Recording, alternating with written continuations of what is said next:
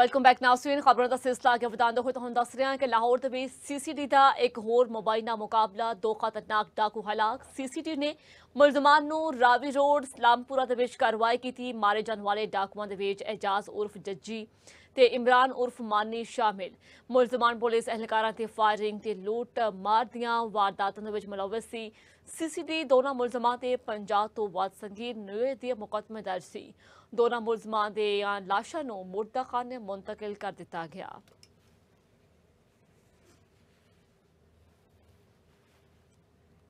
मजीद update लिए साडे नाल मौजूद ने नुमाइंदा सन न्यूज़ मलिक मुश्ताक साहब। जी मलिक मुश्ताक, अपडेट करो कि तफसीलात ने।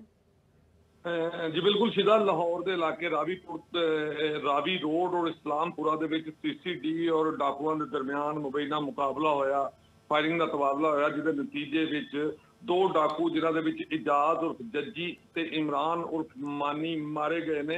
तुहानूं दसदा चलां कि पंजाब भर दे विच लाहौर ही नहीं बल्कि पूरे पंजाब दे विच इन्हां दोनों डाकुआं नूं दहशत की अलामत समझा जाता सी ते इन्हां दे उत्ते 50 तो ज्यादा डकैती के दूसरे मुकदमात शामिल सन। कुछ ही दिन पहले इन्हां ने सिटी डिवीजन दे विच एक शहरी नूं फड़ के ते असले दे जोर ते उहनूं लुट लिया सी।